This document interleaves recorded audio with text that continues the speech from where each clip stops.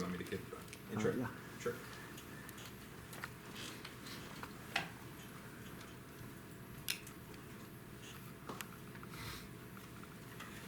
All right, good evening, everybody. Welcome to the joint meeting of the Stanford Amateur Radio Club and the Wireless Communications Alliance. So a couple months ago, Larry emailed me asking if the club was interested in this thing that he's been working on called the Bay Area Mesh, and I thought it sounded so cool that I wanted to share it with everybody and spread the news about this because it sounds very interesting. So Larry and Rachel brought some demos for this tonight. They're going to talk about this mesh network that is well, in short, a disaster internet. So backup internet when all other communication fails using, of course, amateur radio. So for those of you who are not familiar with amateur radio or don't participate in amateur radio yourselves, we're part of a student club here called the Stanford Amateur Radio Club. And we use these certain bands that are set aside by the FCC for civilian use. And it's for non-commercial purposes only. And so people use it for all sorts of things. Like I have this portable radio I carry around with me to talk to people.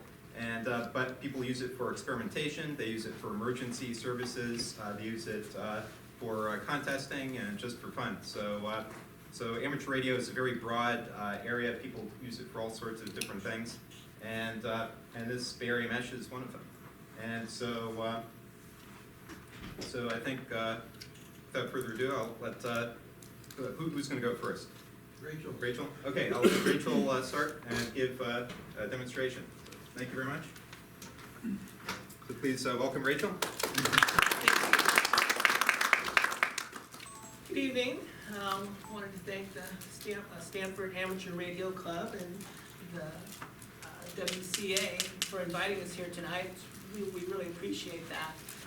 I am KK6DAC, Rachel. How many in here are hams?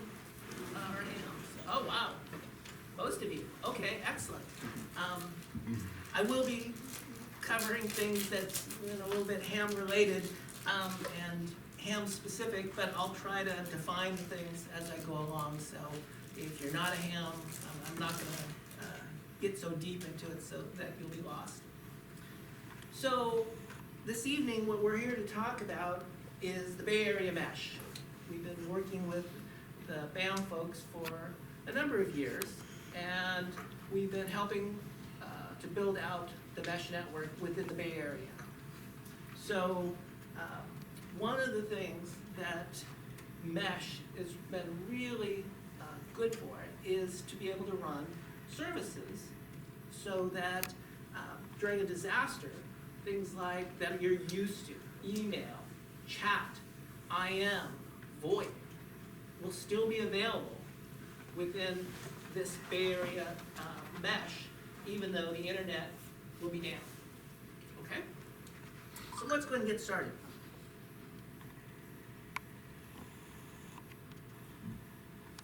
So tonight, what we're going to be talking about is, we'll introduce ourselves.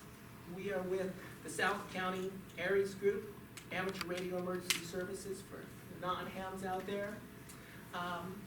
One of the things that we've been really working with our served agencies on is the whole concept of rethinking emergency communications. We'll introduce you to Arden, the Amateur Radio Emergency Data Network. We'll talk about the history of mesh networking at Scaries. Then we'll introduce you to BAM, the Bay Area Mesh, and exactly what is an amateur radio mesh network. Talk a little bit about getting started, how to build out your own mesh network. We'll talk about a grant that we received from BAM. And then the services. This is really one of the most important parts, and that's one of the things that Scaries is really involved with, is helping to build services on this mesh network. And then lastly, what are the next steps? How can you get involved and help us continue to build out the mesh?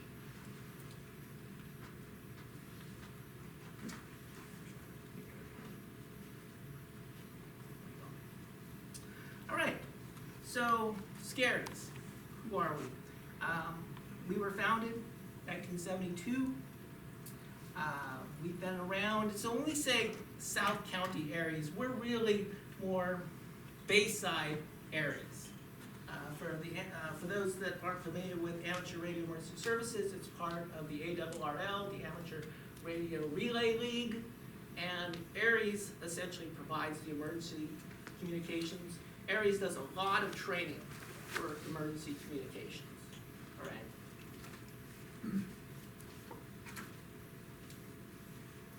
right? We work closely with the EOCs, or the Emergency Communications, or Operations Center. We work with the county hospitals for the what's called the hospital net. Nets are monthly check-ins, so to speak, to ensure that all of your equipment, your ham radio equipment, is working. We work with very closely with the hospitals. Some of our members actually go to some of the hospitals and run the nets from there. There's a number of public service, like the Redwood City Parade, 4th of July Parade, that we provide communications for. And then, of course, training, which is really one of the most important parts of what we do. All right, the whole idea of rethinking emergency communications. So one of the things that always comes up is how well are we really serving our served agencies? Oftentimes, when we get together and work with police departments, the fire departments, they look at sometimes our ham radios, our HTs, and we wear our belts, and they think it's kind of quaint. You know, yeah, they don't really understand what we're doing. They're used to using their phones, using their laptops to communicate. All right? A number of people are probably familiar with Packard radio. You can send data communications with Packard, but it's very slow, 1200 baud. So how can we improve that? And so one of the things we're going to talk about are all the different ways that you can improve the communications, and how to, that will enrich your communities and make them more resilient during a disaster.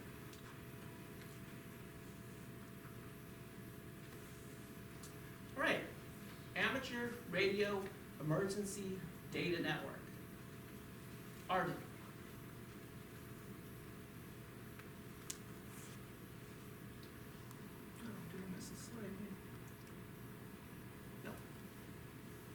All right, so what is this ARDEN, this Amateur Radio Emergency Data Network? Well, early on, there was a group, they got together, they started looking at some of these devices, like the Lynxes, the WG54, the little routers like these. It's like, well, we can flash new software on there to communicate.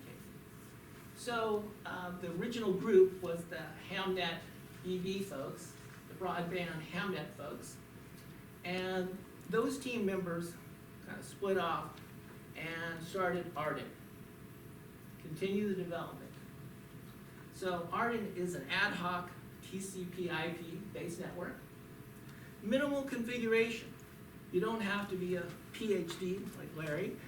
You don't have to be a network engineer to be able to manage a node. It's really designed for the average amateur radio operator to be able to configure and manage those nodes.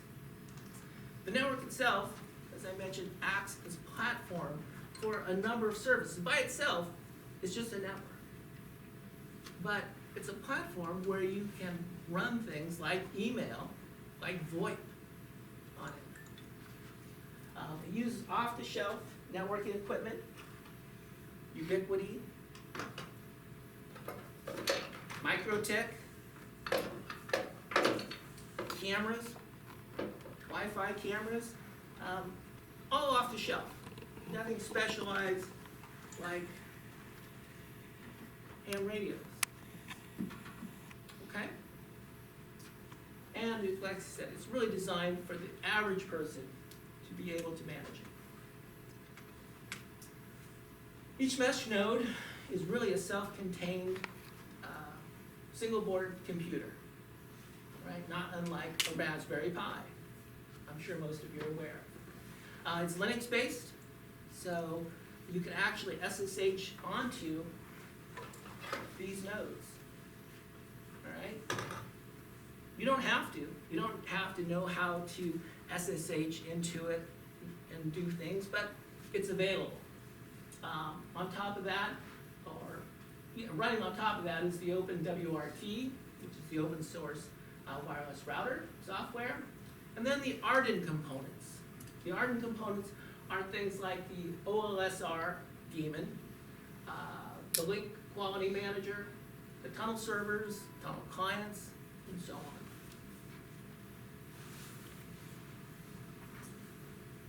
All right, history of Scary's mesh. So back when it was still the broadband Hamnet, we started a proof of concept network. We built it off of the 2.4 gigahertz Wi-Fi.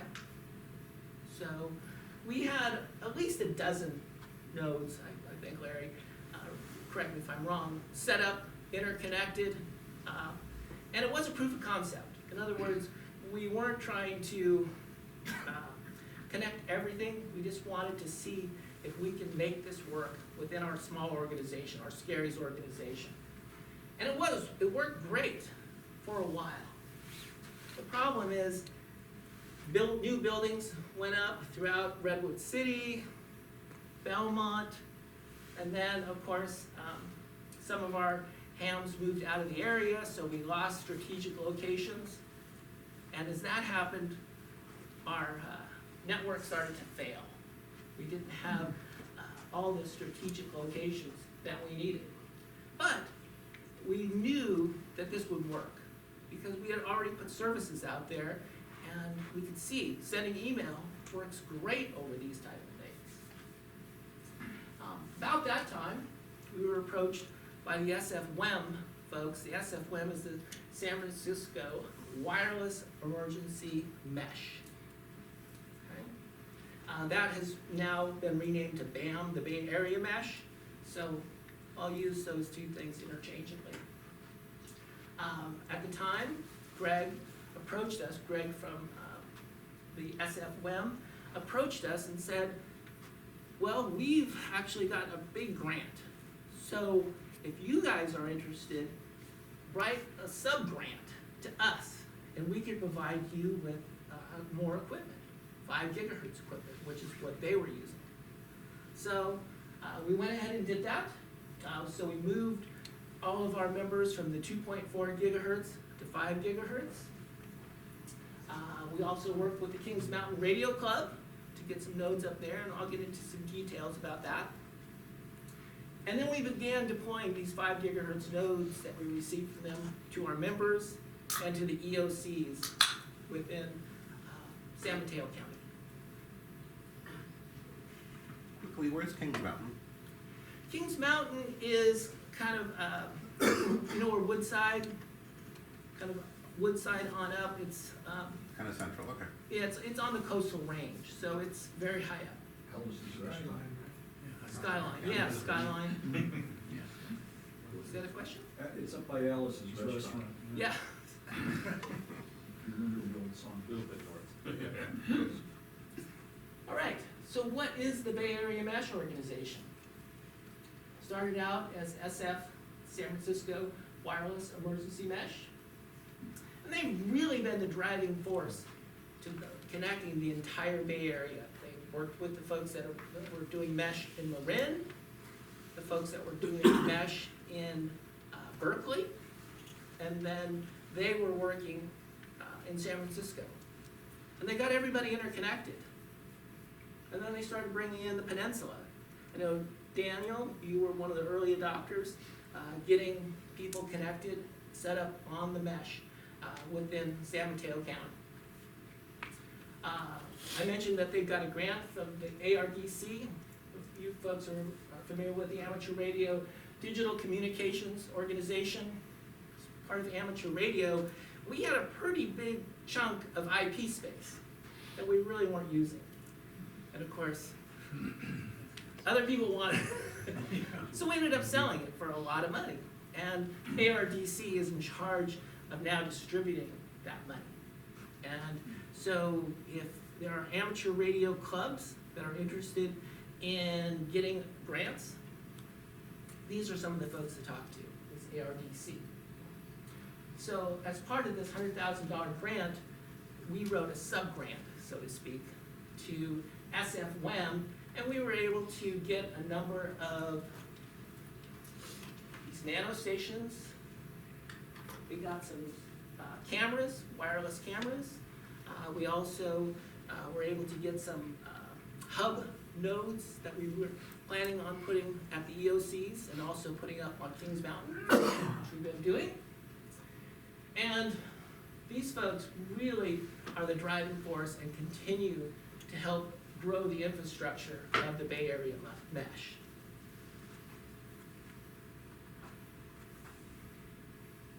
So, you want to see where it's come from. Look at all these nodes. So here are nodes on San Francisco, Marin, Berkeley, Bay. Here's the peninsula. So part of what SFWEM does is that they try to ensure that a number of backbone nodes are being put out there, and that you don't want to saturate a single channel. So you can see that from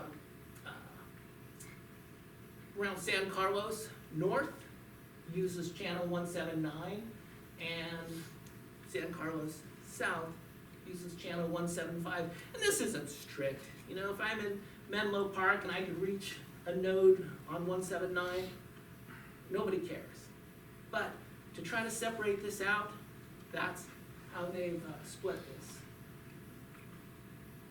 Here's a close-up of the peninsula. So you can kind of see where the line of demarcation is here, right around San Carlos. But you can see all the nodes that are going up within San Mateo County. All right, so what is this amateur radio mesh network that I keep talking about? Well, in its simplest form, you take two nodes, you ensure that they have the same SSID, you ensure that they're on the same channel, same frequency width, and as long as they're within range, they can talk to each other. You don't have to do anything else, they self-discover. You don't have to go in and set the IPs and make sure that they're both on the same subnet. That all happens automatically. All right, self-configuring. Over here on the right, you can see some of the frequency ranges that are available. So here's 5.8, 5.9, 3 gigahertz, the 2.4 gigahertz, and the 900 megahertz. For the most part, everything that we do is now on the 5.8 because there are so many more channels available there. And so this is kind of getting within the Arden software. This is their part of their GUI. You don't have to, as I said, you don't set your IP or your subnet mask. You don't have to worry about that. Leave. Oops.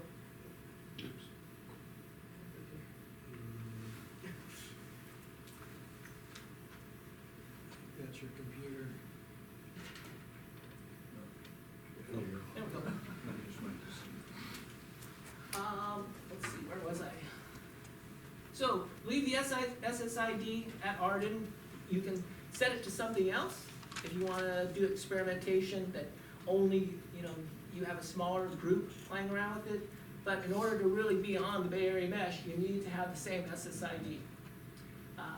Setting your channel 175. If you once again are south 179 if you're north.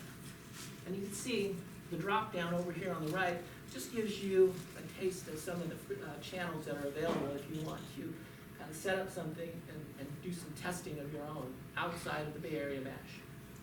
Do you really need to use the same channel width and bandwidth?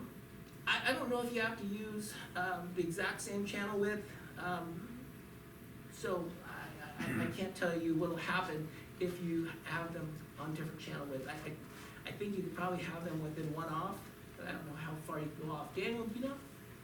I just recommend stay at 10, because if you go 20 or above, you're really screwing up your neighbors, Okay. the other mesh. So we've done some testing on that, and the throughput is great anyway. Okay. There was another question? Question. Yes. Yes, I had the opportunity to experiment with one of these. That's kind of a end of range type of thing. And so your right image over there where it says min SNR and min quality, I think our SNR was like 10 to 15 and our quality was, less than 100%. And so we could get some recognition, but we weren't fully connected to the network. And so I was wondering if you, or is there a manual that has an insight of what's going on behind? And how far, what you have to have, what was your NLQ, your neighbor link quality? Do you remember? It's been months now, yeah. Since that's often what happens, you might have a great signal to them, but them seeing you may not be quite so good. So you really need to have somewhere, Oh, of what the other side. right, what their We it would have didn't, been that on wasn't yours. staff, so I don't think we saw that. We were in the field, so, Okay. you know, I think one of the things that cause that is if one of the nodes has a lot of interference or background noise, then you'll hear them fine, but they'll have trouble hearing you. So one thing to look at is the RFI environment where it's at. Yeah, we would love to work with you on this, to see, what might have caused any kind of problems, and try to help you resolve those. Question? Well, yeah, how quickly does this mesh form, or what are the times involved for discovery and then Self-discovery. adding a node? It happens within seconds. Certainly within a couple of minutes. A new node that comes on will be discovered. And you will see the rest of the mesh, and we'll show you how that works. Any questions? All right, so like any mesh network, each node does not have to talk directly to every other node. You can talk through the different nodes. All right, that's pretty much how you would expect it to work. Keep in mind though, these are microwave frequencies, so it doesn't take a lot to block your signal. A single tree, for example, or a building can cause enough interference to prevent communications. It is true line of sight. There's also this area between two nodes called the Fresnel zone, and within that Fresnel zone, you really need to have at least 60% unobscured line of sight between those two within that Fresnel zone. Okay, so you can see over here on the far right, you have a node that's hooked in, but the lower part of the Fresnel zone is being blocked by a building, so you're not able to actually make the connection to the node over here on the lower left, which is still okay, because you're able to connect through the node in the upper right.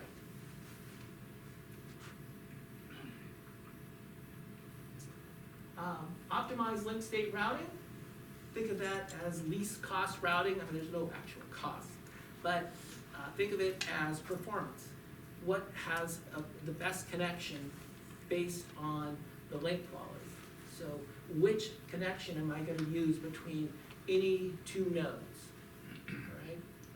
And that is part of the discovery of the network. The optimized link state routing daemon makes those determinations. So, what can you do with some of these mesh nodes that are setting up? You could set them up in remote areas. Like I said, we put some up on Kings Mountain. We put Wi-Fi cameras up there, or remote cameras up there, and it's great for things like fire watch. You don't have to be, these don't have to be at your house plugged in. You can see these are running off of solar panels. Each node, such as these, we've been doing a lot of testing. They draw about 0.1 to 0.13 amps. Very, very low power.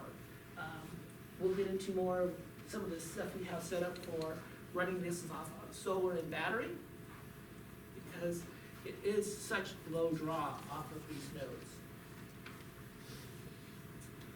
You could set them up more like a hasty network for things like a cycling event.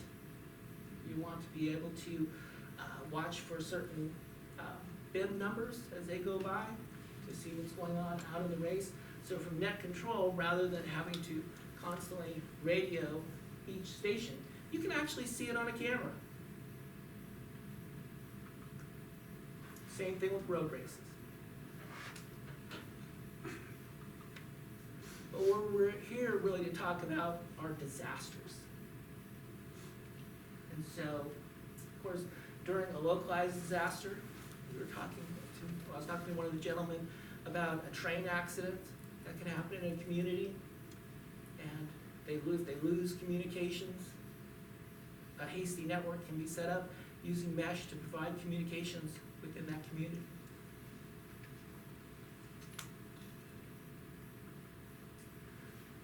But of course, it's far preferable to set this stuff up before a disaster, all right? And part of the reason for that is you need to find the most optimal locations to install your mesh nodes. You know, you can put it in 2 locations, but then within 6 months, a building goes up, and now it's no good. So you want to constantly be looking for great hub sites to be able to provide connectivity throughout the network. And you want to practice on it. You want to use your mesh network on a regular basis. All right, some of the questions came up. Well, how quickly are nodes discovered? Well, let's start by what happens when a node falls out of the network, whether this is a power outage or the person, for whatever reason, had to take their node down. Well, the network self-heals. Through OLSRD, the daemon, it comes out and says, okay, this node isn't here. Node in the upper right is no longer there. How can I talk to some other node? Well, the connection isn't as good, the link quality isn't quite as good, but I can still communicate with them. So the network self-heals and finds a new route. And then when the node comes back into place, within seconds, minutes at the most, it's auto-discovered, and everything is back to where it was.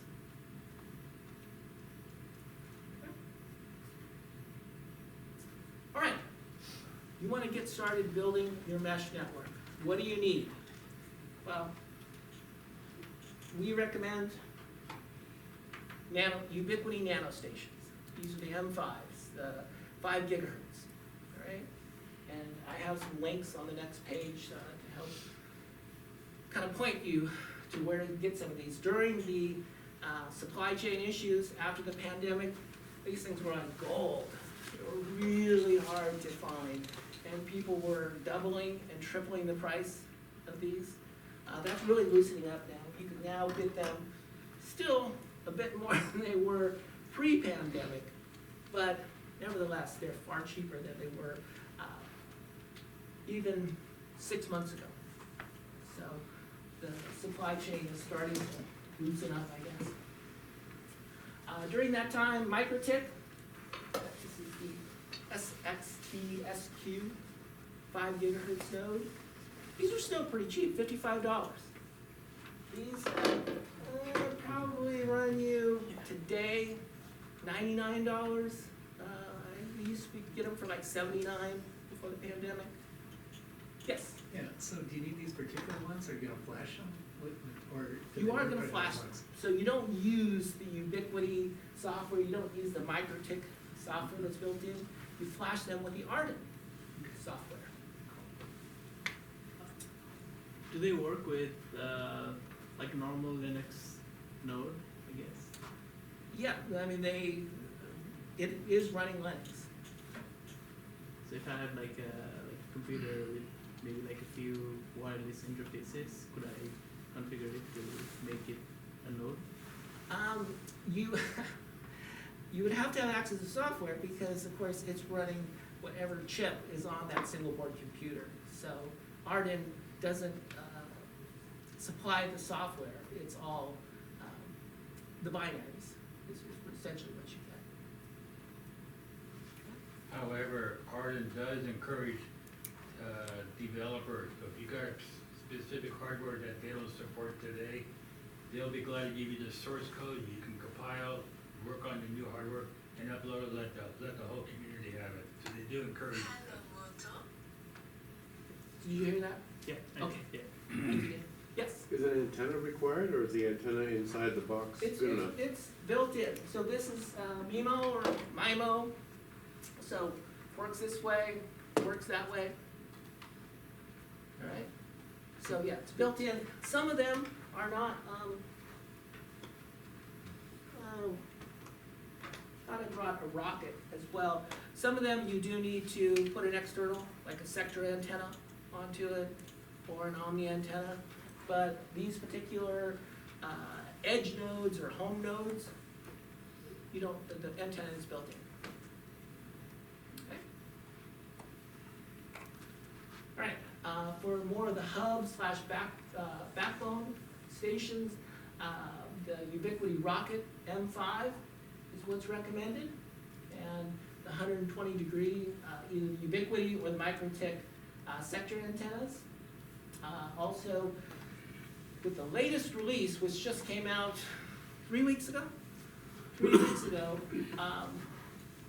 Ubiquity Rocket M5 AC is now supported, AC Lite, as well as the MikroTik Ant Box.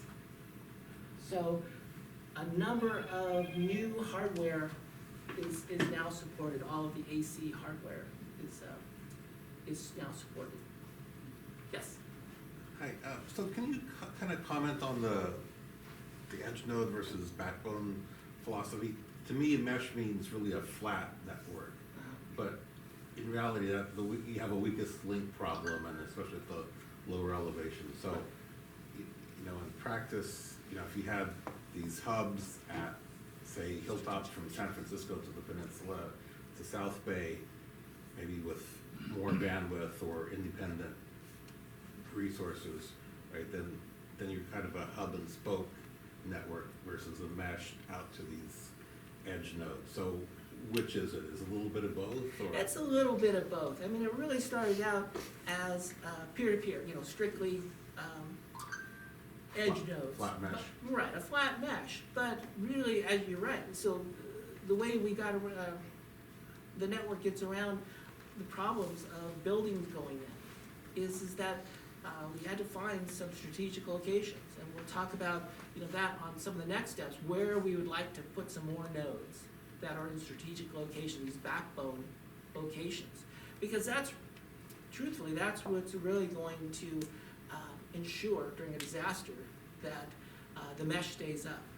Because, you know, there's an earthquake, Larry might lose power, and he doesn't have his on battery backup. We're gonna lose his node.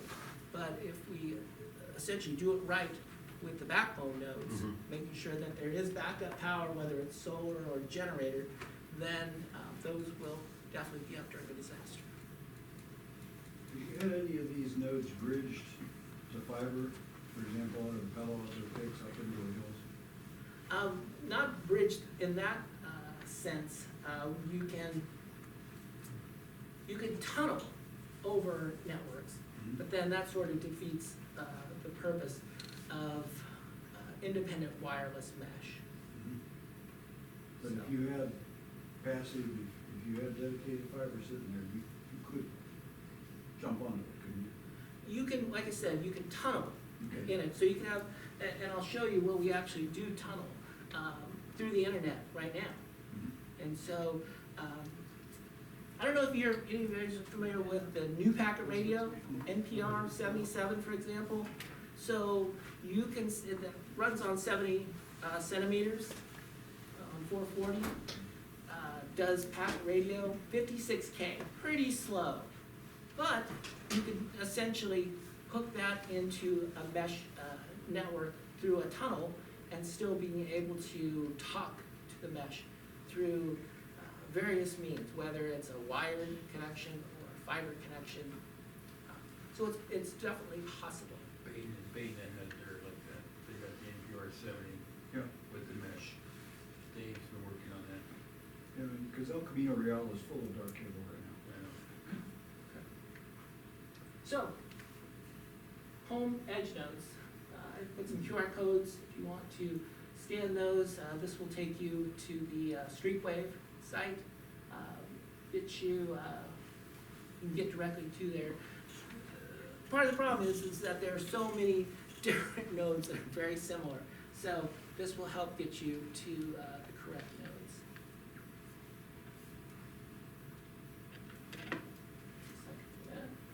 And for your hub nodes, over here you have Microtech.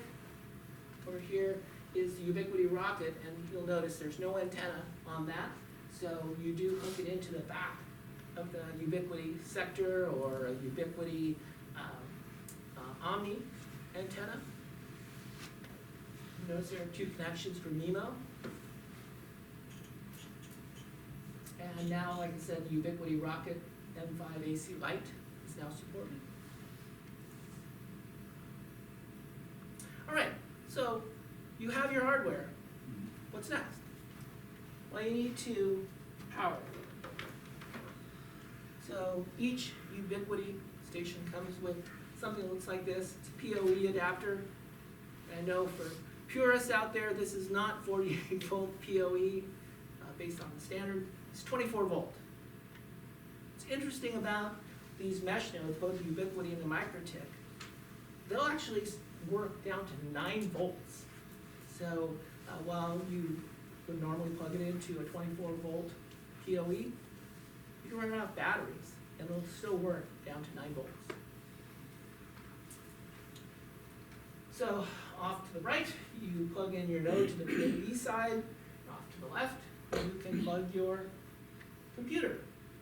So there's the mesh node powered. And over here, you can plug your computer in. That's how you can get access to the mesh. But you don't want to have to plug in your computer each time. So you can just hook in a wireless access point, right? This is Part 15 equipment. So this isn't specialized mesh router. This is, you can go on Amazon and buy. Plug it in. Your computer is now talking normal Wi-Fi, Part 15 Wi-Fi, and then put that then connection into the mesh. All right. Your phone can connect, tablets can connect. Anything that you can connect in through the wireless access point. What happens when you have more than one node? Well, you can bridge them together, could connect them together device to device using something simple like an unmanaged switch. If you prefer managed switches, you just want to set up a VLAN between the mesh ports so that they can talk to each other.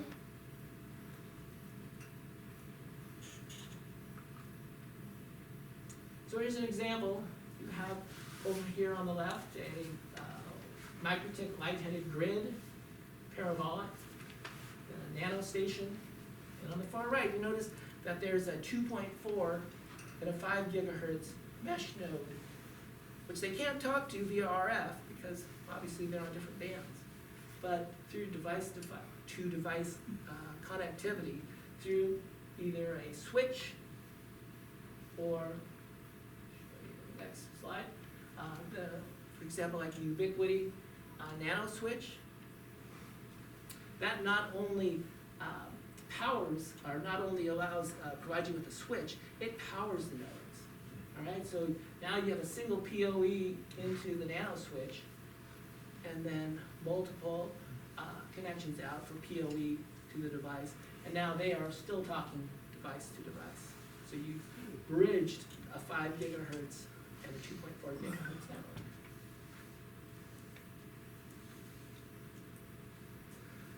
All right, so I've been stressing that this is for emergency communication. So if you don't have your home running off of a generator, how do you keep these things powered?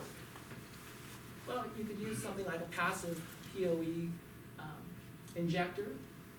Hook that to a 12-volt battery. You notice we have a number of stations here. We're not plugged into the wall at all. Everything's running off of batteries. They're all powered. So just like on a PoE device, PoE and LAN, same concept. And by the way, the micro-tick devices essentially come with a passive PoE device just like this, and then a 24-volt wall wart. So not as sophisticated and nice as what you get with Ubiquiti, but it still works fine.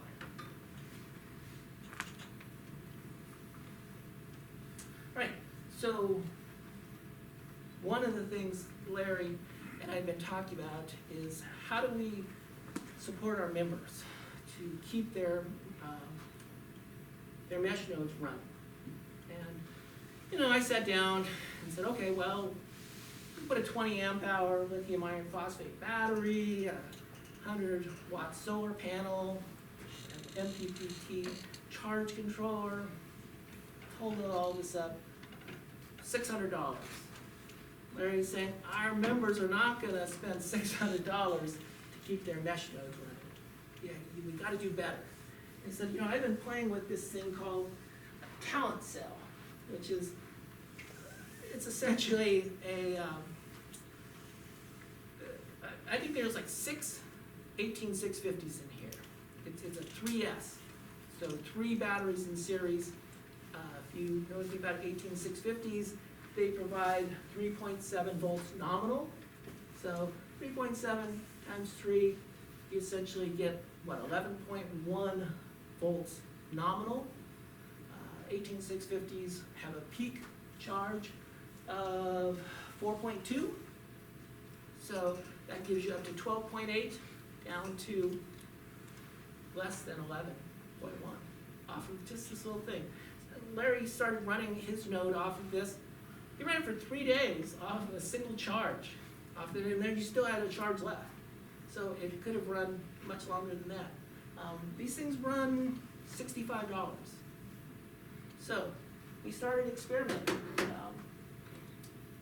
There's a 3 amp hour bioenno battery, lithium iron phosphate.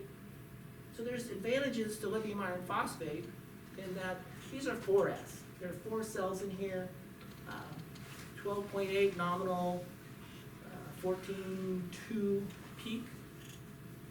Right? And 2,000 discharge Yes. cycles. Many more recharge, and it keeps the voltage around 13 volts until it kind of starts dropping off the edge. Started playing around with various charge controllers. There's this generic charge controller you can find on eBay, Amazon. It's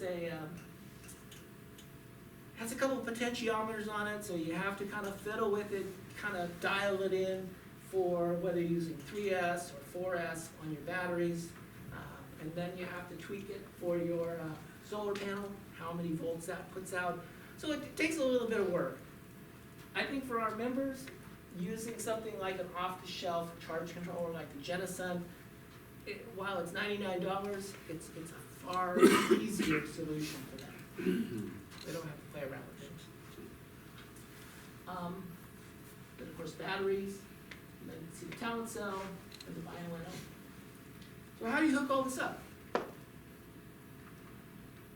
Pretty easy. Solar panel on the left, going through your charge controller hooks into the battery, and then from there, onto your power your node.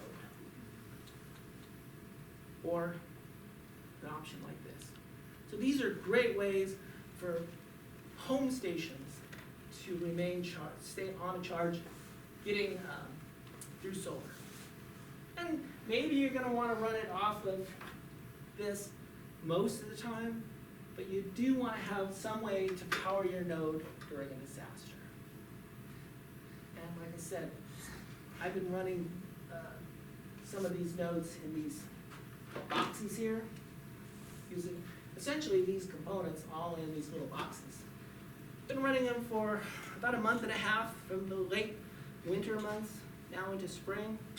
They've never died. The batteries themselves have always end up getting charged with just a little 25-watt solar panel. Right? So it's easy to do. There's really no excuse not to have your mesh node on backup power. For a hub station, it's another story. You want to probably go with something like a Ubiquiti solar point that uses 24 volts. 24-volt solar panel that's hooked into the Ubiquiti nano switch, powered by PoE, and powers your nodes. All right, the grant. Well, so as part of the ARDC, we did get a grant. We applied for it. We got 2 Ubiquiti rockets that we planned on putting up on Kings Mountain, and 40 nanostations that we've distributed to our members. We've held back about 8 to go to the various EOCs, and a couple of power beams, and we also got some outdoor UV rated cable.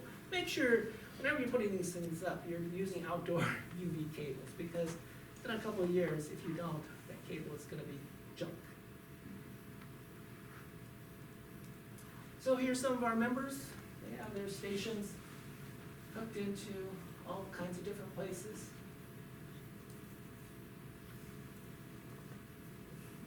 Hooked to a chimney, off of a mast.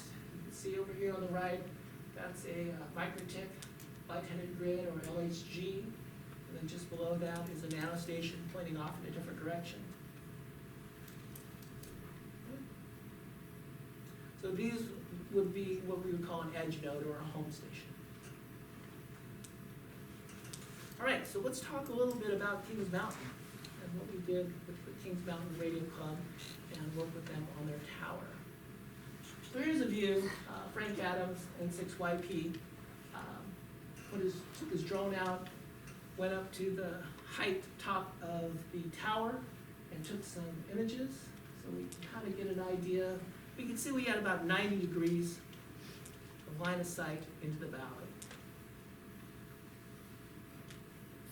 San Mateo Bridge on the left, Facebook over here on the right. So we took 2 rockets, hooked them to 2 120-degree sector antennas. One we put on channel 179, the other one we put on channel 175, and we also hooked in a camera, Foxcam camera, similar to the one we have here. That went up on the radio tower. You can see it circled here on in red. That's the actual mesh nodes up on the tower. There's the climber, so we helped pay for a climber to go up there. They were also doing some other work, putting up another antenna, so we all kind of split the cost of hiring a climber to put things up. And this gives you an idea of just how high up those nodes are.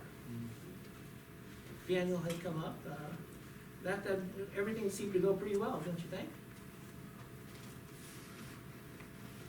So, over here, this is Kings Mountain on the left, circled in red, and the various connections that it's making throughout the valley. You notice that there are some dotted lines.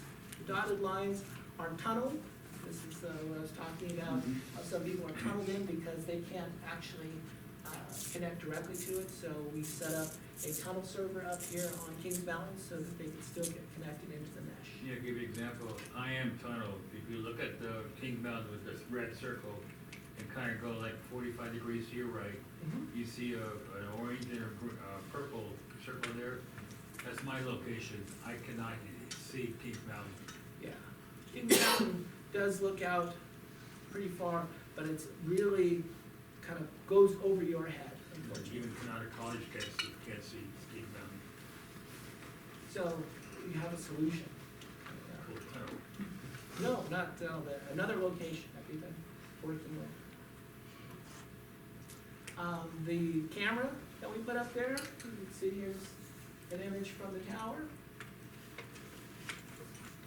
Another one, over Silicon Valley.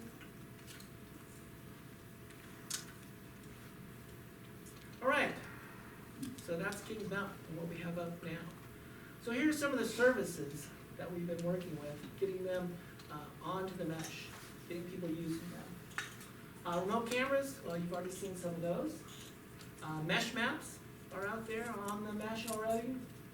Kiwik, so some of you may have played with Kiwiks. If you're familiar with Wikipedia, I think most people here are probably familiar with Wikipedia. You could actually download all of that data. And then through the Kiwik software, you can essentially set up an offline Wikipedia, your own personal Wikipedia if you want. So on a Raspberry Pi running at my house, I have Kiwiks running with probably 3-year-old Wikipedia. I haven't refreshed it lately.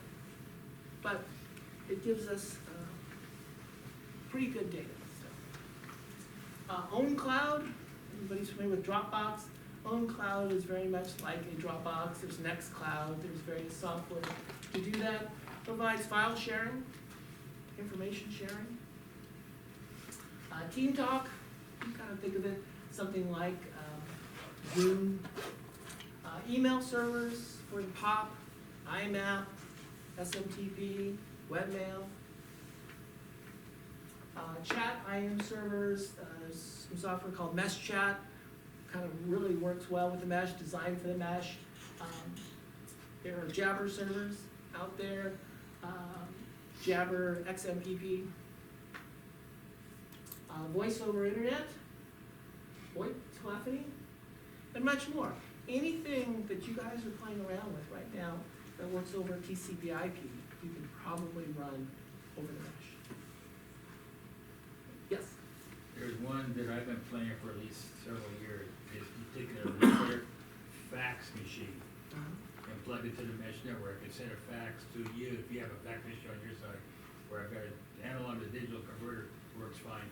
Oh, very So cool. this is perfect for people in the emergency service room who don't know anything about mesh, but they see a fax machine, oh, just dial this number, and I'll get the fax. You're right, that's a great application.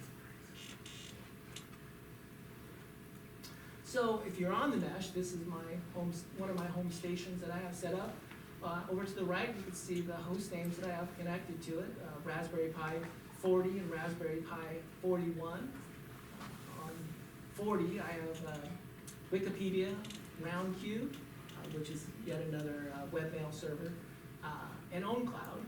And then on the Raspberry Pi 41, I have Citadel, which is a mail server. I'll show you a little bit more of that. Mesh Chat and Team Talk.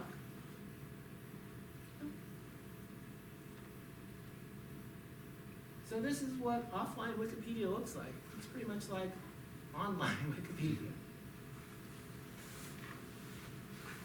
So imagine, internet's down. You've forgotten how to fill out a radiogram. Well, you can go on Kiwik, put in ARRL radiogram, and it'll tell you, just like if you were searching for it on Wikipedia.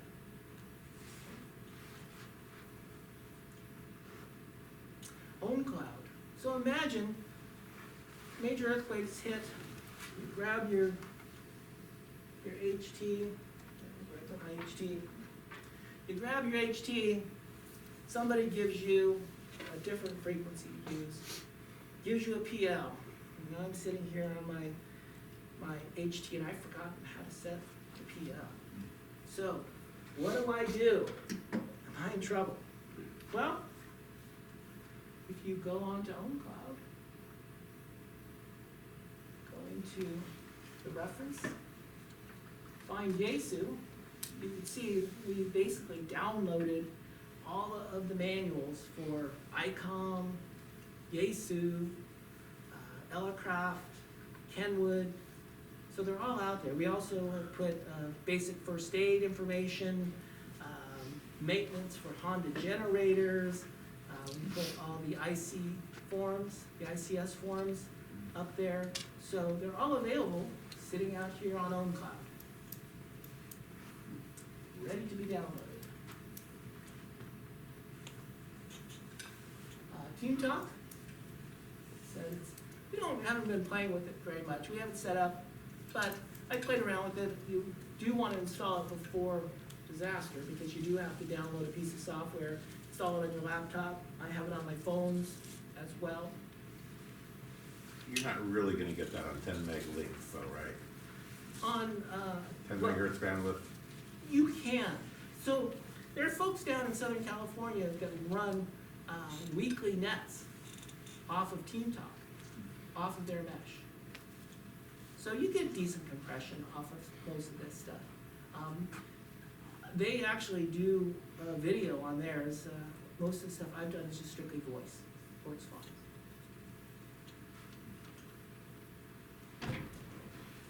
Team Talk. All right, more back to disasters. So imagine a disaster's happened. I throw my mesh node or a mesh node, my backpack. I start walking around doing a neighborhood survey. I come upon a house that's slipped off of its foundation. Pull out my phone, snap a picture, immediately go into Outlook on my phone, send that message off to the EOC. Within seconds, they have a picture. They'll know exactly, and I of course put the address in the subject line. They know exactly where this house is and what's happened to it. Okay. And of course, you think about hospitals communicating with each other, and they give us an ARRL radiogram with 10 medications that they need. Those are very complex medication names. We spend a lot of time saying, I spell, and then spell out the name of this medication, and then repeat all after, because, of course, the first time they're never gonna get it. But you put it in an email, send it off to them, now they know exactly what you need. Okay? Gets around a lot of the errors that we have with voice communications. This is Citadel. It's a self-contained email product, it's free. It has webmail, obviously. Has chat, which is Jabber XMPP based.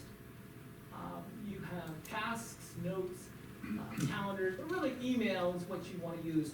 And not only does it have webmail, it has POP and IMAP and SMTP. So I can use my phone to communicate with it using Outlook. I can use my laptop using Outlook or Blue Mail to communicate with it. Thunderbird.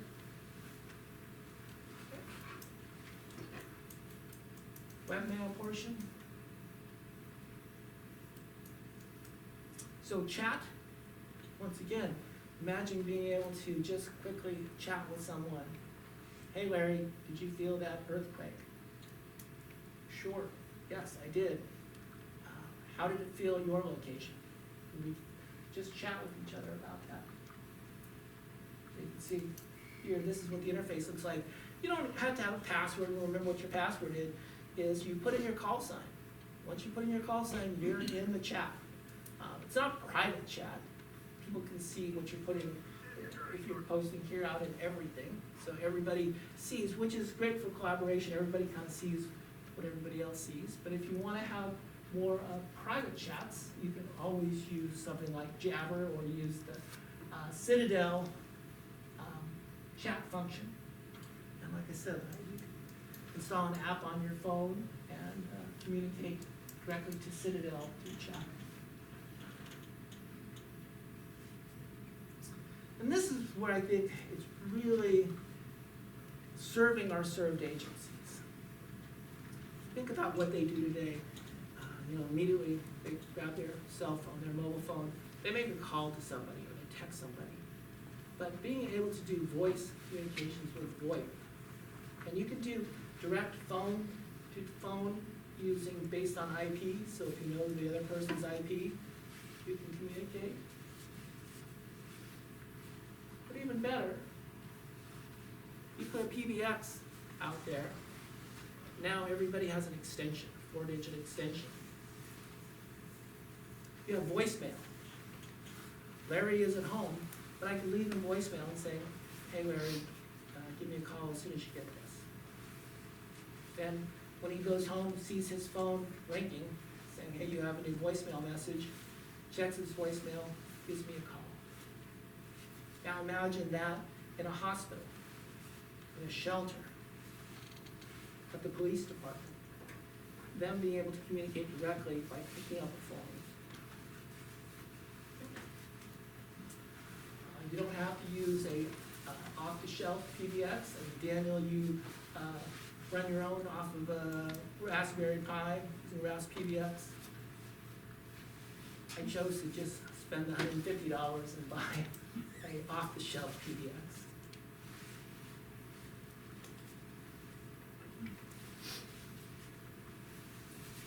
All right, what are the next steps?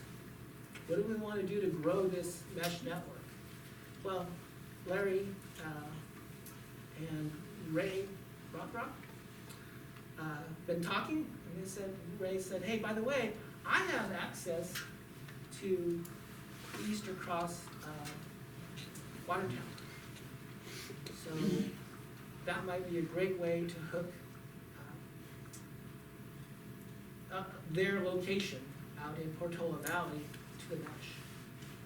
So we went up there, took a couple of nodes, pointed one over towards Portola Valley, pointed another one out into Silicon Valley, and bingo, we were able to connect Portola Valley.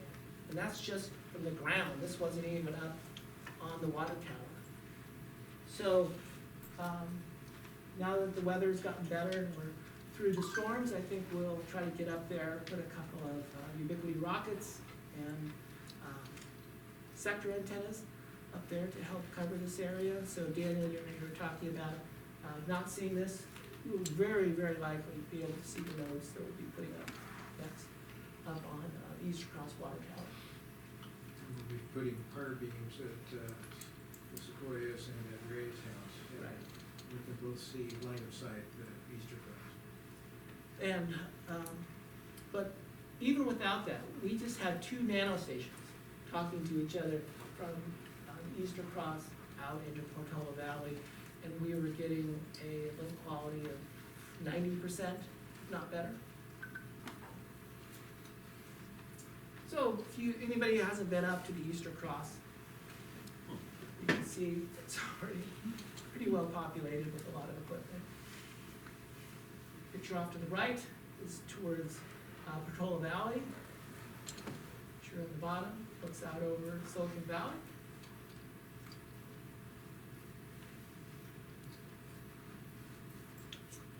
All right, so here are some maps. Redwood City, Menlo Park, Palo Alto. So here are just some of the nodes that are already up and running out there. I didn't put them all in there, but a handful of nodes. However, now you can see where our Scary's members live, where their home QTHs are. So just getting all of our members having nodes, you can see how much that's going to fill in the network. We've also been working with the Menlo Park Fire Protection District Fire Department. And we have a commitment that we can put mesh nodes up at each fire station. So of all the various stations. You can see how well that now adds. They all have towers, so we could put mesh nodes up on, Station 2 has a pretty tall tower, Station 1 has a nice tower. Not all of them have, Station 77 does not have a great tower, but we can still put mesh nodes up there. All right? What we'd like to also do, and one of the reasons why we're here, is we would love to put some nodes up near the dish, up on the Stanford Hill, and 6 and 5 nodes up there. So we'd love to work with you guys to get that done. I don't know who we would need to work with to get permission. Hopefully you guys have the right contacts to help us do that. You know, I'm working on the VA in Palo Alto, but that's a government situation, so hands off, please, because we're getting close. Okay, very good. All right, so in conclusion, so let's bring emergency communications into the 21st century. You know, how we communicate today is proven, it's well tested, but it's kind of getting outdated. So let's bring it into modern times. Bay Area Mesh, as an organization, they just have so much momentum right now, and the mesh will continue to grow. The more nodes we get out there, the more resilient the mesh will be, more performant, and of course, more accessible.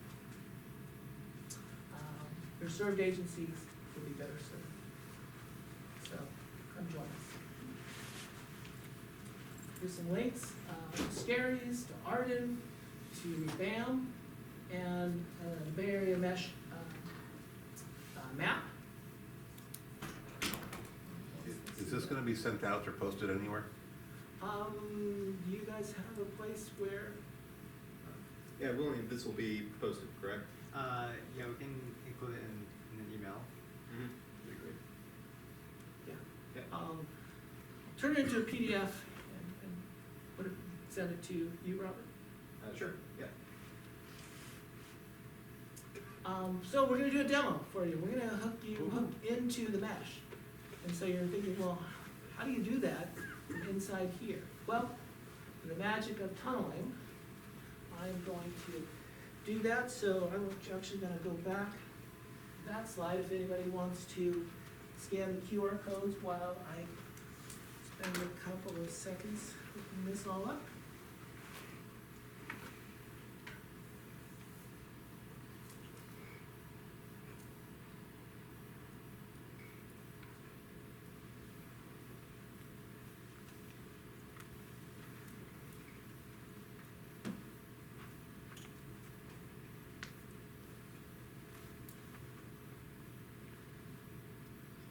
I had a question, maybe I'm not a ham radio operator, but maybe others while you're setting your stuff up. A question about licensing. So it seems to me nodes could be, you mentioned being up on a fire department tower or something like that. So it seems like nodes can be just up in arbitrary locations. The owner of that property doesn't have to be a amateur licensee. But I guess one, is that a correct assumption? Yes. And then two, but to actually use the network, you need to be a licensee. Kind of, okay. So part of what we do is hams. Yes, there are repeaters remote, just like I mentioned, there's a repeater up on the Stanford Hill right now. So there's not a ham radio operator up there. Right. But I can manage it through RF. I can turn it off, I can turn it on, I can reset it. So same thing with mesh nodes. I can access that mesh node that's remote. As far as access, we're control operators. So if we have Larry, for example, at an EOC, and there are 10 people who are not licensed, as long as Larry is a control operator, he's monitoring their activities, make sure that they're not violating any FCC rules. So we have a control operator there to actually manage the equipment. Okay. But somebody else can pick up the phone and dial, just like anybody, you right now can talk on my ham radio because I'm the control operator, Mhm. and I'm making sure that you're not cursing or saying Sure, things sure. that you shouldn't Right. say over amateur bands. Okay, that's helpful. Well, the other point is that a lot of the ham bands overlap with the industrial, scientific, medical bands, like Mhm, right, I 2.4 see, and right. 5.8. So if you're using it as a Wi-Fi node under the ISM power limits, You know, are. Right. Okay. But if you're doing high power ham and Yeah, we all still have to stay unencrypted and, Yeah, and this is a Okay. question I always have for Kristen, K6 by X, WX. Because it has to be unencrypted, but everything today uses SSL or Sure. TLS. And it's almost more work these days to disable Mhm. TLS and SSL for anything. which Just is trying to find, arguably a known encryption that's public, right? well, yes, but still, there's been no clarification on that, and I'm really trying to push. So Kristen is for those who don't know, she's the director of our division. And so we need a clarification from the ARRL on HTTPS, SMTPS, all the secure protocols, because they do use SSL for TLS. Because where the bigger picture is, I'm coming from the foothills, Uh-huh. and something like this is really quite interesting. The Sierra foothills, where we have a lot of emergencies, and it's rural, so communications are breaking down all the time. And we're starting to explore, some of us are starting to explore through areas, GMRS approaches. But I'm wondering whether you folks, and maybe we should take this offline, have any experience. I mean, rural is different. There's terrain, there's vegetation, propagation of 5 gigahertz is probably not gonna be. I think I can answer that for you, in the Wi-Fi network, the 2.4 and the 5 gigahertz, you notice we use specific channels. If you look on the FCC chart, those are licensed specifically for amateur radio operators.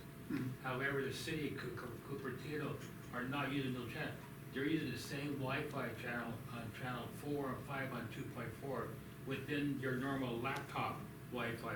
And they're getting around, you don't need a ham license for that. Mhm. So, Yeah, so there's Part 97, so hams are Part 97, FCC Right. Part 97. Consumers, Part 15. But I wonder, if I'd like to leverage off all the Arden Yeah, well, so, capabilities and. well, Arden software will work on Software. the normal Part 15 band. Yeah, That's not I the- mean, the hills are just gonna have a propagation issue. You have to get high. Yeah, that, I mean, that's the, that is. that was where I was coming from, actually. But, Yeah, yeah, and- bring up, okay. we should And take you it have the offline. exact same problem that Kings Mountain has. Right. You know, imagine during the storms, they were without power and internet for weeks at a time. Yeah, that's, so, I lived through it just 2 months ago, and we're picking up the pieces still. Well, and that's, you know, why we've been working on so much of the stuff, because one of the things that I have, and this is where, you know, it gets a little bit gray, is that I have my PBX hooked to my home phone. I still have a POTS line going into my house.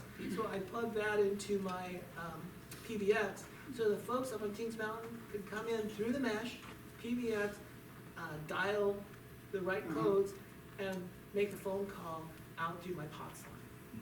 So, because Yeah, they don't have a connection at that point, but they still have mesh.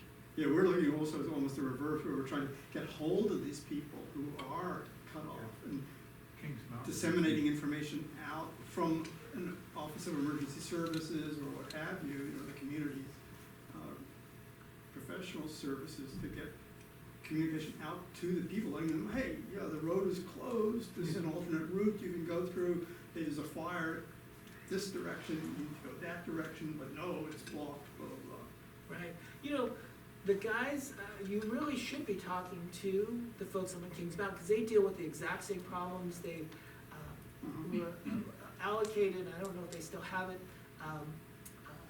a section of, I forgot what it's called, like private FM or personal FM, so that they can actually broadcast out on FM. And I can turn on my radio and listen. I don't know if that's still available to them. So they have that, but they are looking at things like GMRS for more of their CERT folks, and they put a GMRS repeater up on their tower as Right. well, Right. so. yeah. But the whole mesh networking and the text and digital aspects of it are just so attractive. Oh, absolutely, and that's what's gonna make, you know. Is it just a quantum change? Yes, Right, thanks. yeah. So, I'm tunneled in, and you saw, let me go back to this diagram real quick. So, you can see what we're doing here. I'm over here on the left. I have my phone plugged into a MikroTik HAP, H-A-P, and that allows me to essentially tunnel in through the mesh, so it has both the mesh connection, and it has part 15, because my laptop can actually talk to it via 5.8 part 15, but through one port, port 1, I can actually hook it into the internet and tunnel. So that's what I've done. I'm using my phone, which is talking to a cell tower, gets me onto the internet, and I'm talking to the home of one of our members where we set up a mesh, a mesh tunnel server. And this all happens automatically. Once it's set up, I just have to click a little checkbox, and automatically it will connect in and tunnel me in. Now I'm hooked in through his connection, which is Comcast, and then through his connection, I'm connected into the entire Bay Area mesh. So that's what's happening right now.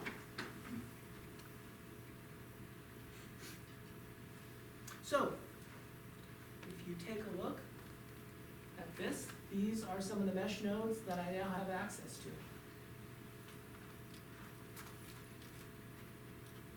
Maybe if you go up to the very top, yeah. So you can see, starting at the top. A little further up. So there's your node here. If we find my home node up here, you'll see the Raspberry Pis and things at my house. So I can, from here, I can access the offline Wikipedia, I can access my VoIP server. It's kind of crazy though, doing it through my phone, but that's how I'm, so it's still RF.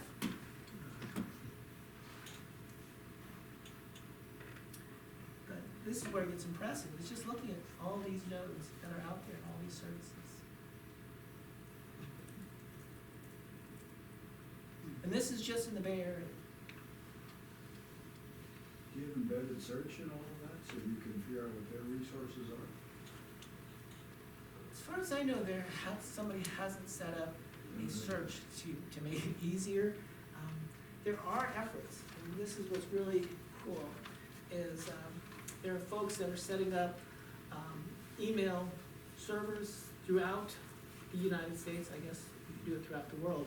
It's using tunneling, but right now, I can talk to folks, send email to folks in New Jersey via email, because I've linked my Citadel server to theirs, so anything that kind of goes outside of my local Citadel server could then go out into their network and beyond, because they're essentially acting like a smart host for me. So I can send through them, and they can send it on to other hosts. And the same project is going on with the PBX servers, having essentially all of the PBX servers interconnected, so that unlike the normal telephone service where you dial 1, I might have to dial 77 to get to someone else's PBX, and then the 4-digit extension or 5-digit extension. So we're doing a lot of work to interconnect these things, so that even though, during peacetime, so to speak, outside of a disaster, we can communicate and use this mesh, even though we know that during a disaster, the internet connections will likely be down unless, we have Starlink or something. Or you could link it to Starlink. Yes. Oh, Got one guy absolutely. ahead already Yeah. in San Francisco. Seems obvious. So what are the number in the middle column? Are those distant from your place to the node? I'll go up. I'll show you That's the quality of of the connection. the node, But they are incremental. ETX.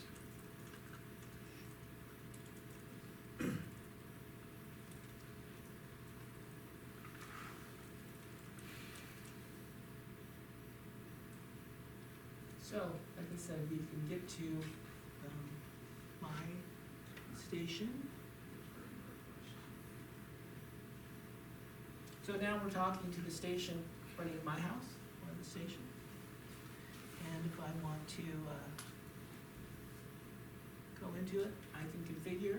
I have upgraded a number of stations that I have access to remotely, so you don't have to have direct access to each node. You just need to know the password to get into it. So not all our members have set them up with a common password, so they have to manage their own. But for people that are using a standard password, it allows me to go in and upgrade theirs. So with this recent upgrade, I did try to upgrade as many stations that I have access to through the mesh. So we don't have to, each person isn't responsible for doing that. But who's managing the IP address space? Pardon? Who's managing the IP address? Well, that's the beauty of it. No one has to manage. It's an ad hoc network.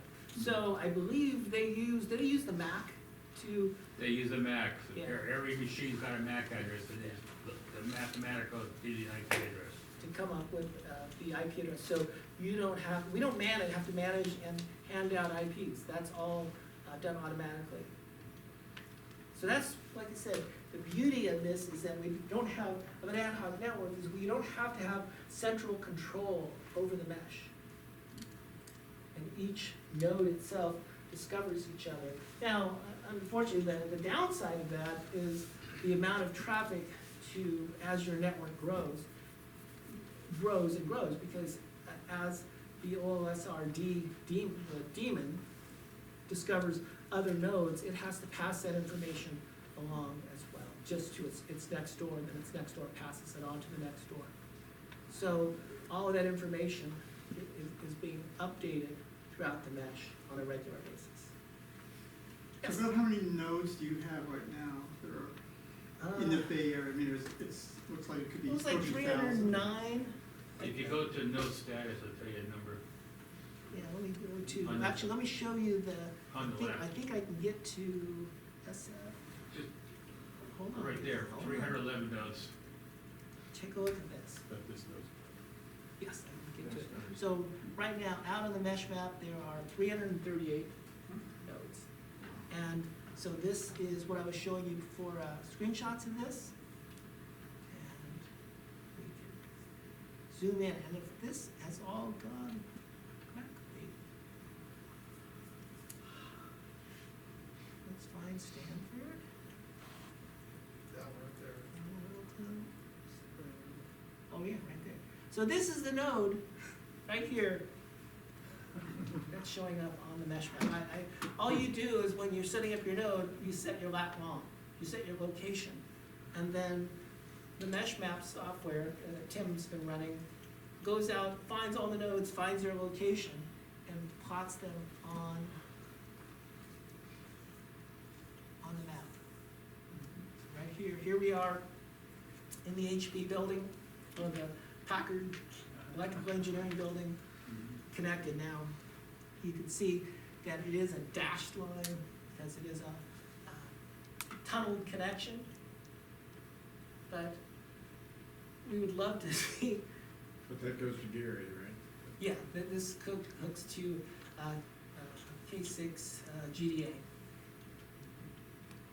So So to be sure, if this is flown in on a slow balloon, and it's got charged batteries on it, and you had some knowledge of the SSID that's used, whether it's broadcasting, you just knew what it was, you could bring that node up, and your auto connect system would then be able to show it in your mesh, and then the various apps would be all in tune to the other users on that network by the cordiality of the network. You don't have a lot of fences in this thing. Correct. And in fact, you could have a node that gatewayed into something that wasn't amateur radio frequencies. It could be the frequencies of something else. I won't go into what those might be. So that if you take the concept of the US Navy down at the Naval Postgraduate School, where they do hastily formed networks as a service, like at Katrina, I got the gist of this. You can bring in a pallet load of nodes Keep going. because they are robust enough and self-contained enough that you could put 300 of them into 4 parishes in Louisiana if you wanted to. That's correct. That's exactly what you would. Is that a fair summary? That's exactly It's what too you simple. would do. And, you know, once again, now you have communications within that, within those parishes, being able to talk to each other via a VoIP phone. So you want more than just the nodes, because that's just the infrastructure. Now you pull in and bring in the services. And once again, one Starlink connection could then allow people to send email to their relatives saying, we're okay. Oh, yeah. So there's a lot of power in all of this. And it's, they're able to do this using familiar technology. It's not like they need to write it all down on a radiogram and then pass it on, and pass it on, and pass it on. It's practically calling for a little GUI. Yeah. Richard, Yes, oh, yes. are you saying that this is able to be connected to the internet legally? It can be, we're hooked to the internet right now. No, I mean the wide internet, not just our, but. Well, like I said, we are connected to the internet through my phone. Is there a license Can you dog? bring up Google? Yes, I can bring up. Yeah, that's a map, that's a black map. Right there. This No, map Google, is, Google, like, yeah, Google. I can bring up Google. Log into G Suite. Now, is this encouraged? Absolutely not, Ah. because we get back to SSL and TLS. If I go to Google, it's automatically an HTTPS connection. It's encrypted. Okay. So, as part of our Part 97, we're not supposed to be doing that. We should not be doing that. But we need to get clarification, and this is where all of us need to be making sure that we're participating, we're talking with the ARRL, we're getting them to get this clarification, because we're leaving everybody behind. We're leaving the FCC behind, because we're not gonna just sit on our hands and saying, well, you guys haven't clarified this, so we're not gonna do anything. We're gonna continue to build this mesh, no matter what. So they need to almost stay up with what we're doing, because it's, we're providing the emergency communications. Yes, sir. I think too, we need to come up with our own rules of conduct and get people to agree to these if they're gonna participate in it. Because we've gotta be sure that if there's an emergency, this all works. And if it gets crowded up with a lot of people that don't know, aren't trained to use it and don't understand it, it's gonna break it. So this is something we haven't quite dealt with. You know, the FCC rules on radio is that anybody can listen to your conversations, and you're not supposed to scramble the messages and stuff. And the same thing can sort of be true here, that people could listen, but we could exclude them from connecting to send stuff on it if we wanted to. It's just like they can't use your radio unless you authorize them to. Most repeaters are open, but there are private repeaters too, and the FCC seems to have accepted that. So I think we are worried about not it becoming the Wild West, that we keep it under control and make sure that in an emergency, it's available to the people who need it. And this is where BAM, and if you wanna donate to an organization, there are great organizations you donate to, because they're the ones that are the driving force behind this. And, I know they just had published recently a code of conduct for their members, for the board members. So, I'm not going into the whole background, but there were some issues. So, it's unfortunate that sometimes there are hams out there that are less than pleasant. And so, we're all in this together. And we need to ensure that, we're good to each other, we're kind to each other. And that's always been, kind of a ham philosophy. Let's help each other. If you have questions, your hams are some of the best at answering other people's questions. Daniel?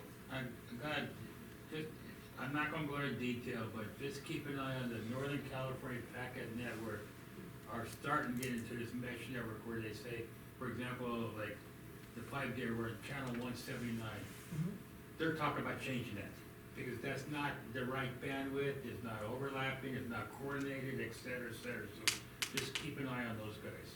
They've been around for years with the Packard networks.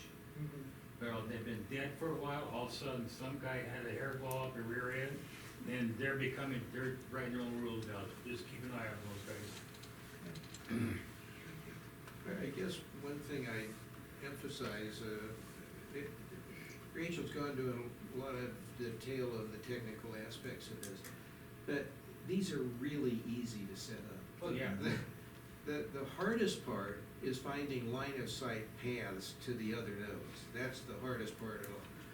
Learning to flash a node yourself, really the instructions are right there on the Arden site. You download them, you download the software, and just follow the instructions, and you can flash the node with Arden software. So, and most of us are at least starting out just putting nodes on poles with Zip ties.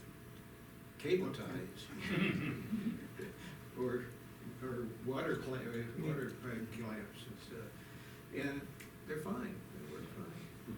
And another thing, when you do flash a hard net, don't get discouraged because sometimes it may fail one or two twice. The flash would not be successful. Try it third time. Just go get a cup of coffee, relax, and try it third time. You'll be fine.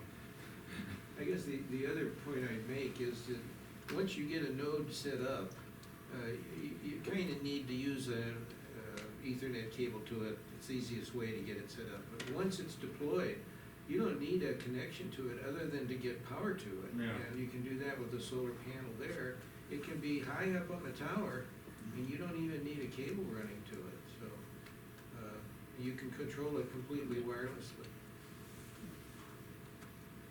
If you have a rapid ability to shut down traffic on specific links that comes in that's not approved by whatever code of conduct, federal law, what have you, you've probably got a pretty good piece of protection tool in there. And the bad guys are out there, and if they discover this, they'll find a way to gateway into power utilities. They'll, climb in through the BART transportation system. We're already doing that now. Yeah, so you're gonna have to, face the music sometime if someone says, gee, your network is handling bad stuff. And it's some of the same issues they've had to face up there at Twitter. So, if you've got trustees on your network, or if you've got a board of governors or whatever at BAM, it's probably worth having a serious discussion about that. Well, the only thing is right now, I know, I've been involved with security for so many years, I'm retired. You probably heard of an organization called DEFCON. It's DEFCON.org. So far, knock on wood, there's been no discussion about mesh network on hacking. So far. I'm surprised. I know. Okay. But so far, there hasn't been, so just FYI. Well, Yeah, and we're I would relative. say, And, you know, keep in mind that, in order to get to these other systems, you're still going through the internet, so all we are is just, we're more in the way, because you might as well go directly from the internet, using a VPN or a proxy server, and it'll hide you better than anything that we have on our system. So, anybody that's hacking are not gonna, use our mesh to get to the internet, because it's actually more traceable than using a proxy server or a VPN server. All right, any other questions? it's very cool. Yes? Quick question about VoIP. I've seen a couple of asterisk servers or PBX servers, but is there one with a kind of sort of a phone book for hams? Because I don't know anybody's phone number. I know their call signs. Yeah, I don't, you're just saying outside of mesh, is there a way, I mean? No, in the mesh. Oh, in the mesh, being able to call other hams that are listed. So, you know, there are, through at least some of the software, they do have LDAP servers.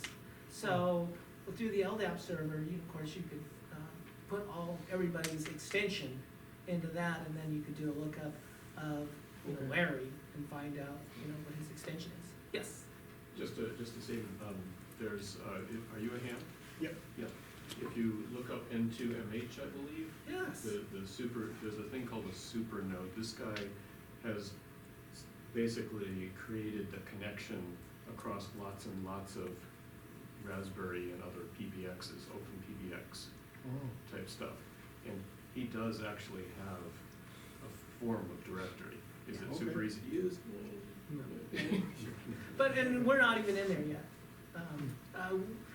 One of the things is, you know, if you're using Raspberry Pi, you can go in there and fairly easily get to the point where, unfortunately, with the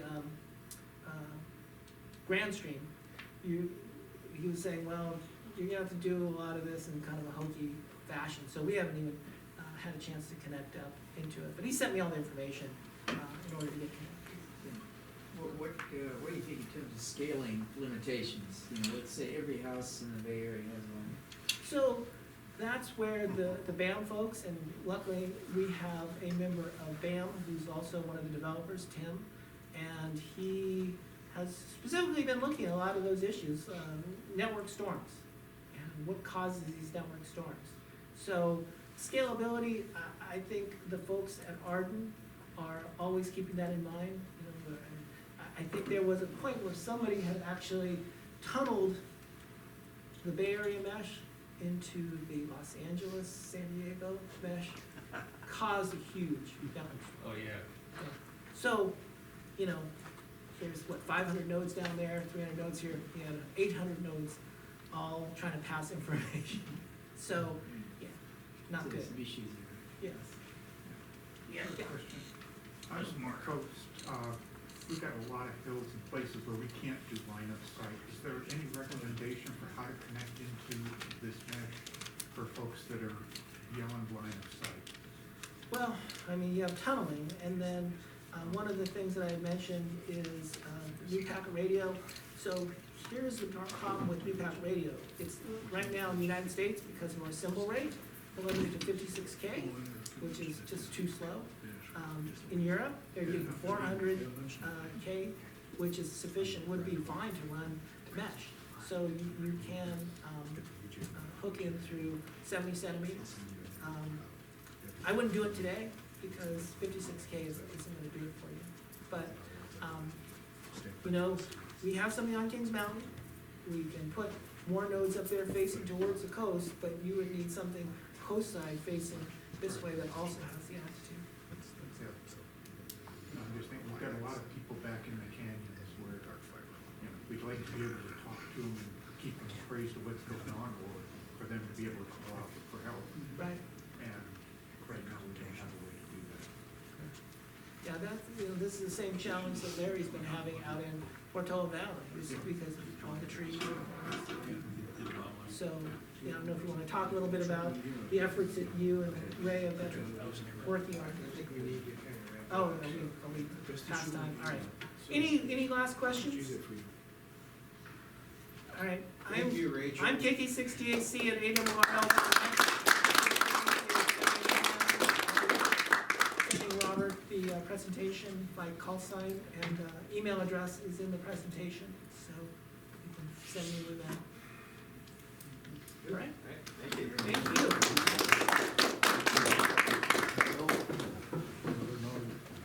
So I was gonna make a quick comment. First of all, I wanna thank you very much. This is reminiscent of the dawn of the electronic networking age. And in case some of you missed it, there was a birthday in April that's related to all of this sort of thing. You know what happened on April 3rd? I do. 1973, what was it? First portable handheld cellular phone call was made. Yes, sir. So Marty Cooper made that phone call from the sidewalk in New York, and you know who he called? His counterpart at AT&T. What are you doing? Well, I'm calling you on the phone, I'm out on the sidewalk. What's a cell phone? And as you know, the rest is history. And what they invented wasn't just the cell phone. They invented the whole back structure of cellular, home location registers, visiting location registers, roaming, designed specifically to go up to 60 miles per hour. And they didn't have half of the intelligence you just presented here in this room with what you created. So I'm very impressed, and thank you very much, but happy birthday, Cellular. And Marty Cooper is alive and well. He's living in San Diego, and he's working on the next, he told me, the next 10 to the 11th or 10 to the 12th, new kind of devices. I wonder what they'll be. We have to top it, actually originally stay here. Yeah. About 20 years later, the WCA, Wireless Communication Alliance.org, was founded by Rick and other people who said, we don't have wireless here, we have ham radio, but not wireless like the rest of the world. And Rick and other guys founded the WCA in June, I think, 1993, officially 1994, but it was mid of 1993. 20 years later, after the first cellular call, we finally get cellular also here in the valley. Yeah. I'm Peter Walter, I'm the current president of this WCA clan, group, organization. We have monthly event. This event, the next one, will be the Sensors Converge in Santa Clara. Then we have wireless power also. So it's wireless communication, and we have our wireless power guy also sitting here, Jeff. So it's not wireless communication, we have also wireless power over there. So what does WCA do? We bring education and communication networking to the world. We started here in Silicon Valley with Zoom meetings. Now, that was the only positive thing from the pandemic. With Zoom, we reach the world right now. Before, we had these on-site meetings like here at HP, at Intel and so on, but we reached only Silicon Valley. And now we have monthly meeting, at least one per month, about the wireless programs, the wireless indication, what is right, popular here in the world. We discuss it, we debate it, we put it together, and we bring people together like you, other people. If you need help, we can bring consultant in. If you need a presentation, we can do this. If you need a conference, we can do this for you, your company, otherwise we do it for ourselves. So we are networking people. If you need personal networking for a new job, it's a useful Right. place to hang out and meet peers, some older, some younger. I mean, I'm shocked if this is still running all that time. And I don't know, I think you've got 6,000 people now on the. Yeah, we have distribution 6,000 list. people with our partners. We have partner groups also. We can reach 30,000 plus people.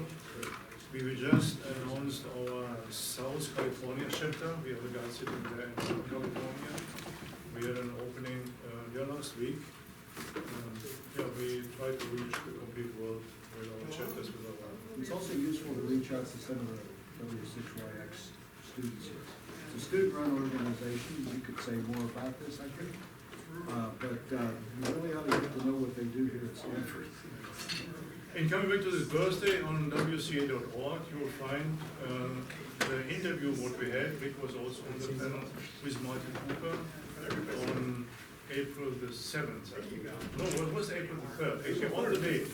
On the day, he was in New York, he dialed in.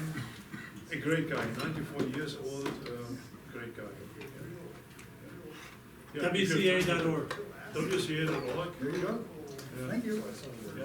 Thank you so much. All right, please everyone grab some more snacks on your way out. We have plenty. Yeah, yeah.